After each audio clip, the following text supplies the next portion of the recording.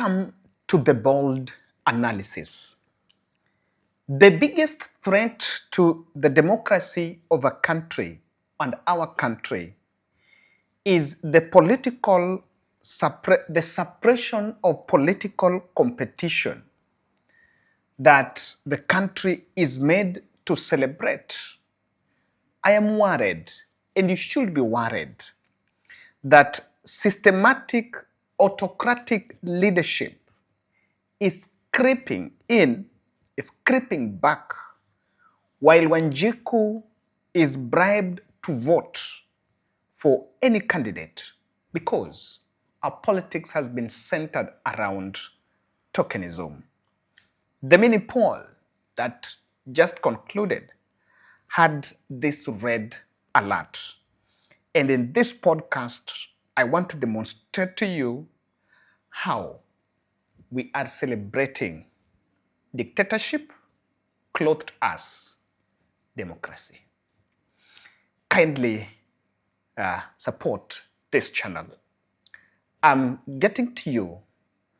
I'm shooting this video from the county of Kilifi, and I'm kindly requesting you to partner with us to support our project we are doing this month here in Kilifi for this widowed mother of 6, Mama Zawadi. Her story was brought to me last year. I was in Kilifi to support two disabled brothers. The widow of 6 was in the streets now at Toto, but I could not help because, remember, we cannot do 2 projects at once. We normally do 1 at a time. And she was in the streets because Mali alizaliwa on some side, on the other side of Shakahola. The husband died and the relatives chased her. I understand there is a big conversation about land. So she was stranded and she was in the street. So while I was here, I made plans arudishwe kwao mahali alizaliwa. Akapelekwa nyumbani and the structure was set up for her. This is the structure that was set up for her. So maana nimeona mkaeka hii. Mkaeka hii karatasi kwa sababu ya hao watoto wasimamishe. Watoto wadogo. Changamoto nyingine labda ipo kwa hii nyumba vile ipo? Changamoto ni hiyo makuti, sababu ya makuti.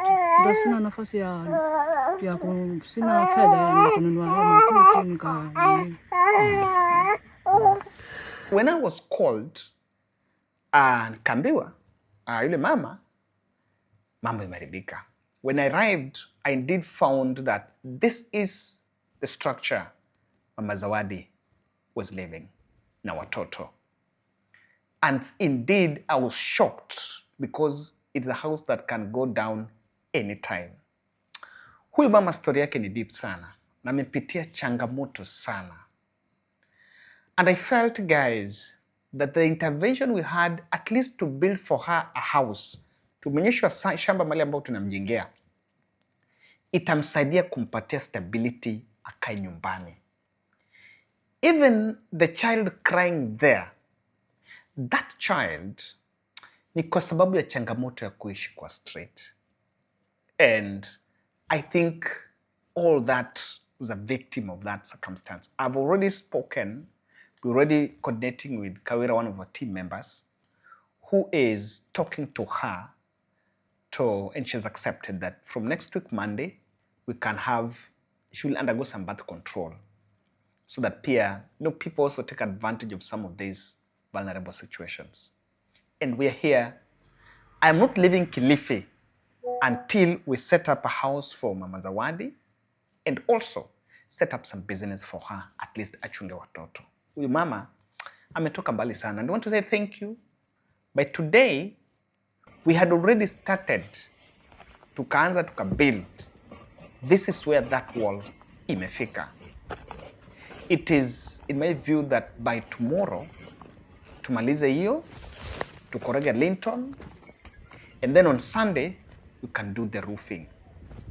As I reached out, I have a deficit to kumaliza that wall, which is in terms of the fundis to pay and also cement. That's why for today until kesho mchana, we are looking at now deficit, I think around 20,000.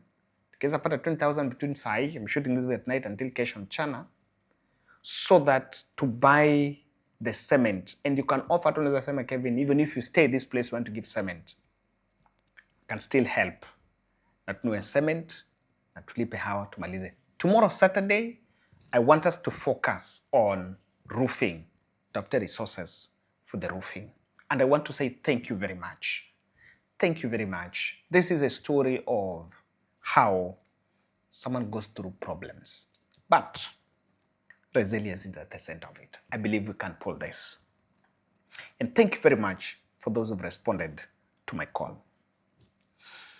After unleashing brutal state machinery on one side and pouring millions in the just concluded by-elections marred with violence, voter suppression, and bribery, the president is back in the streets, chest thumping about how he needs to rule the country for 20 more years. And sadly, Wanjiku is clapping. Mimi nawauliza bwana, Kiambu hoye, hii Kenya itabadilika ama itabadilika? Na hiyo kazi yote ya kujenga manyumba, kujenga masoko ni kazi ya miaka miwili. Si ndio? Kazi ya miaka ngapi? Na miaka 10 na miaka 20. Si Kenya itabadilika? Si Kiambu itabadilika? Kiambu itabadilika ama itabadilika bwana? Sijui kama tunaelewana. Tuko pamoja? Kiambu hoye! Kiambu hoye! Wakenya hoye! Munasema tubadilishe Kenya ama munataka tuendelee na siasa duni? And I cannot blame them for clapping, because that is what they have accustomed to be taken. Remember, we have the president who takes political mileage in almost everything. It is not lost on us that a week after Raila Odinga was buried, the president was in Mulembe Nation celebrating how the only political opponent he had was Raila Odinga, and that the united opposition cannot shake him. And after this by-election, he's already said that he's going to win the next election. And when you listen to Kihika, he seemed to tell the people, she seems to say, or rather ridiculing Gachagua, that now Ruto has won against Gachagua. Si kazi inafanyiwa. Lakini sasa nyinyi watu wa Nakuru leo wacha tuongee kidogo. Sasa kuna mjamaa mmoja amezoea kuzunguka hapa akidanganya watu ati akona kura milioni 8 kwa mfuko ametubebea. Nyinyi mmebebewa kura. Lakini uzuri si jana tuliziona. Jana kulikuwa na election huko Mbeere, huko Central huko. Huko kwenye amezoea kutudanganya ni ngome yake. Alienda akaoshwa na William Ruto huko. Sasa nyinyi watu wa Nakuru, si afadhali tushikilie Ruto? Huyo mtu nasikia alikuwaga anaamuka asubuhi, anaingia manyumba za watu, anaosha vyombo, anapika breakfast, anawafulia nguo, anakamua ng'ombe, na anasema kura anapata. But by the end of it, watu walisema tunataka viongozi wako na vision kama William Ruto. I'm even wondering, is Rigathi President Ruto's main challenger? No. He's not. I don't think Rigathi has announced that he's going to vie. And probably the opposition has not settled on a candidate. But I want you to understand how the by-election has been weaponized as a tool to ridicule the Rigathi. And you will understand that even day after the by-election, the country witnessed hooliganism, violence at its worst. Not even state agencies have commented about it. 22 people arrested with crude weapons in Kasipul. The residents in Kabuchai, there was violence. In Malava, it was full violence. The president is not even calling the country to order. What he's saying, and pro-Ruto leaders are now convincing the masses that the by-election outcome mirrors Kenya's liking for the president. And I agree with Willis Otieno's viewpoint on this. Ask any common man in Nairobi on the streets if they care about who's going to become an MP in Mbeere or Malava. They don't care. Yeah, true. They don't care. Yeah. Even if you ask any average man on the streets in Nairobi, who are the candidates in those by-elections, they don't know. So they don't care. But they have an opinion and a view on the national question. But legacy politicians want to make Mbeere and Malava a big issue to occupy our national psyche. Right? That I have won or I have lost. The so-and-so has lost. So now I have the momentum. The average Kenyan don't care about those by-elections. That's the truth. And even within the respective constituencies, they don't care much about who becomes MP than they care about their national governance. They care more about the failing economy. But should people care though? Should people care though who is their legislator? Should people care? They should. But right now, our major problem as a people is not about those MPs. MPs have been cancelled. The 13th parliament was stoned and banned. So people don't care. People care about the national problem, which is the economy. That is their primary focus. So even if you elected somebody who is opposed to William Ruto in Mbeere or Malava, what change will it make in parliament? When he has another almost 220 psychopaths.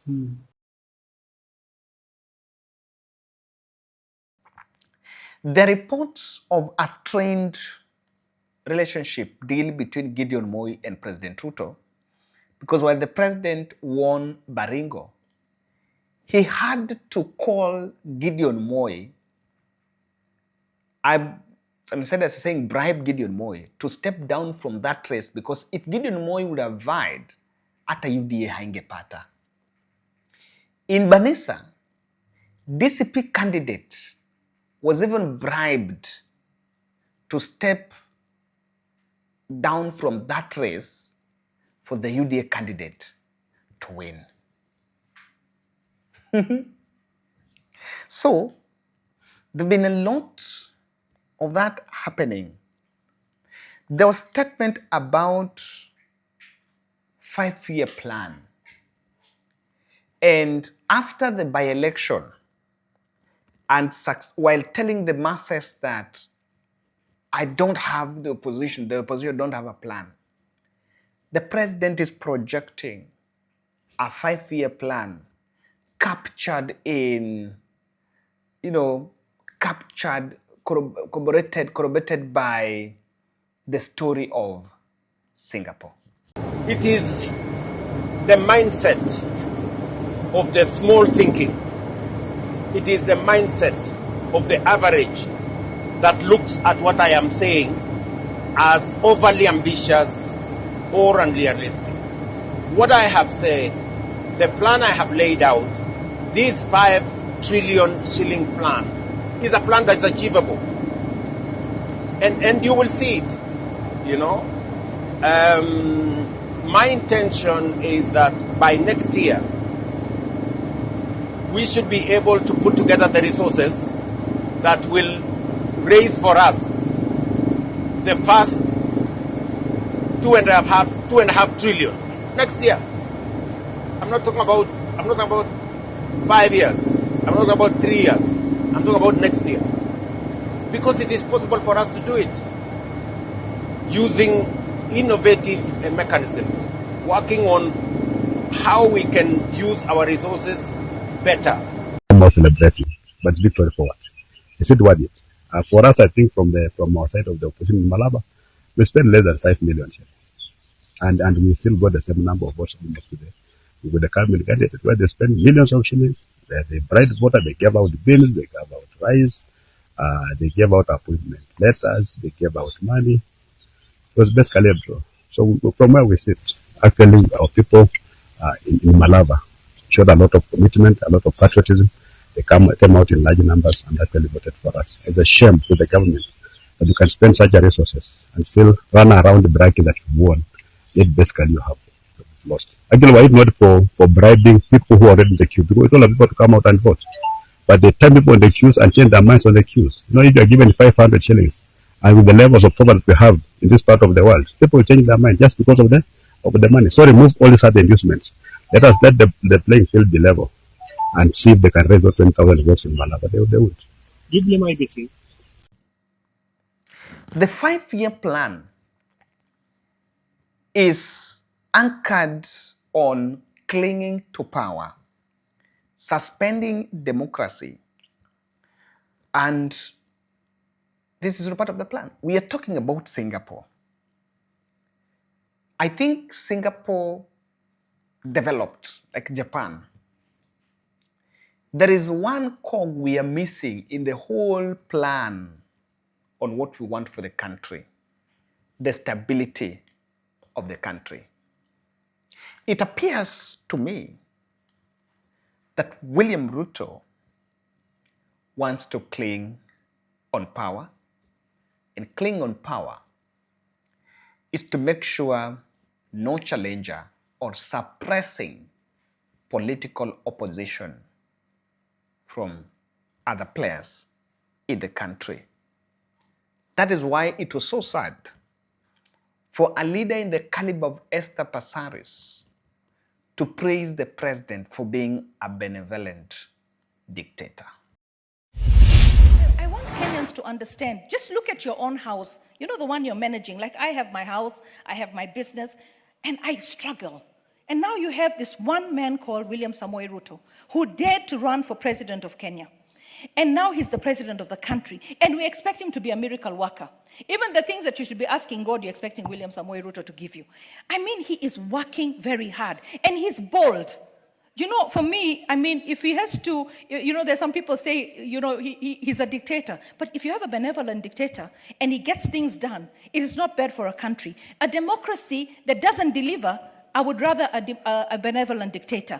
And at the end of the day, sometimes I feel our constitution lets us down. It lets us down because every time you want to move, Nairobi is full of garbage. You cannot even fix the problem of garbage. Why? Because every time the governor is trying to give the contract out, somebody goes to court. So when they go to court, it stops the whole contract. So for me, when it came to housing, the journey that the president walked, because I'm in the housing committee, to get housing, you know, to make sure we had that fund dedicated to housing. Everybody laughed and rubbished him, and everybody starts thinking, oh, he's going to make millions. You know, maybe he owns a cement company, maybe he owns a steel company. Let me tell you, look in your neighborhood and look at the houses, the dignity that our people are going to live in. Mukuru, 14,000 houses, is going to be a whole town in itself with every facility. I mean, Kenyans, wake up, start praying for your president, start helping him, start seeing how you can contribute. We need to have the resources. We need to make sure we raise the money without raising the taxes. But you can't say we don't want taxes and we don't want a fund. We don't want to sell some of our assets to raise the money so that we can become independent as a country. So you are being told the country needs a benevolent dictator. And that is why I'm raising these 3 red alerts. The first red alert is we are witnessing systematic demolition of institutions. That is one factor we need not to ignore. That is how that autocratic power is being planted. Do you know IEBC cleared a candidate who had already been reported just 3 months before this by-election. The Mbeere UDA candidate was a suspect in over 400 million scandal at Kenyatta National Hospital. And this was after ECC concluded the investigations and gave an advisory to IEBC not to clear that candidate. My guess is that IEBC was toothless and could not stop that candidate because the candidate was a state project. 2 institutions, ECC, this one that normally wakes up in the morning to go and raid the residences of governor. Go and raid that, raid this. This one that normally moves around roads looking for policemen who are collecting some 50 bob from matatus. Gave a statement that don't clear so and so was cleared. Vehicles burnt, people beaten. A CS even created chaos and took over one polling station in Mbeere, and the state security agencies are yet to utter a word. The autocratic power is creeping through brazen state machinery. And if you're wondering, I can tell you clearly that